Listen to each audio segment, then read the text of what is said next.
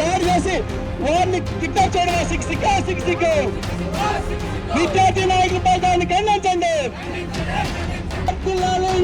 ఐక్యత. తిరుపతిలో మోహనబాబు యూనివర్సిటీలో విద్యార్థి సమస్యల వ్యతిరేకంగా పోరాడుతున్న విద్యార్థి నాయకులు కిడ్నాప్ చేసి దాడి చేయడం సిగ్గు. నా పేరు వెంకటరమణ, భారత విద్యార్థి ఫెడరేషన్ ఎస్ఎఫ్ఐ విశాఖ జిల్లా కార్యదర్శి మాట్లాడుతూ ఉన్నాను.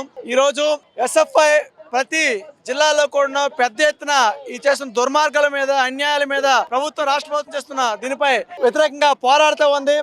ఏదైతే ఈ రోజు ఆంధ్ర రాష్ట్రంలో కావచ్చు, లేకపోతే రాష్ట్రాల్లో కావచ్చు, ప్రభుత్వ యూనివర్సిటీలు దివాలా తీయడం వల్ల ప్రైవేట్ యూనివర్సిటీలకి మద్దతు తెలిపాయి. ఏదైతే తిరుపతి జిల్లాలో ఉన్న మోహనబాబు యూనివర్సిటీ ఈ రోజు విద్యార్థుల నుంచి కోట్ల రూపాయలను దోపిడీ చేస్తూ ఉంది. దీనికి వ్యతిరేకంగా ఎస్ఎఫ్ఐ ఇతర విద్యార్థి సంఘాలను నిరంతరం పోరాడుతూ ఉన్నాయి.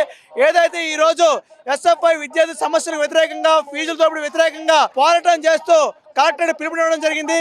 ఈ యొక్క కలెక్టరేట్ పిలుపుకి భంగం కలిగించే విధంగా ఈ రోజు మోహనబాబు ముందులే పూనుకొని అతని యొక్క అనుచరులతో దాదాపు 30 మంది బాడీ గార్డులతో ఈ రోజు విద్యార్థి నాయకులు ఎవరైతే ఉన్నారో, జిల్లా కార్యదర్శి ఎవరైతే ఉన్నారో, జిల్లా కార్యదర్శిని, అలాగే ఎస్వి యూనివర్సిటీ జిల్లా ఎస్ఎఫ్ఐ వినోద్ నాయకుడిని కిడ్నాప్ చేసి క్రూరంగా దాడి చేశారు. దీన్ని ఎస్ఎఫ్ఐ అలాగే ఇతర విద్యార్థి సంఘాలు ఖండిస్తూ ఉన్నాయి. తక్షణమే దీనిపై హోంశాఖ మంత్రి అనిత గారు, అలాగే విద్యార్థి శాఖ నారా లోకేష్ గారు స్పందించి ఎవరైతే ఇటువంటి దుర్మార్గాలకు పాల్పడుతున్నారో వాళ్ళపై కఠిన చర్యలు తీసుకోవాలి.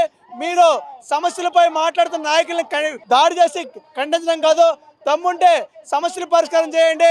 ఈరోజు విద్యార్థులపై వేలకు దోపిడీ చేస్తున్న వారిపై కఠిన చర్యలు తీసుకోండి. అలాగే యాక్టర్ మోహనబాబుపై తక్షణమే చర్యలు తీసుకొని అతనిపై క్రిమినల్ కేసు బుక్ చేస్తుందా డిమాండ్ చేస్తున్నాం. నాయకులపై దాడి చేసి వారిని కిడ్నాప్ చేయడం సిగ్గు. విద్యార్థి నాయకులపై దాన్ని ఖండించండి.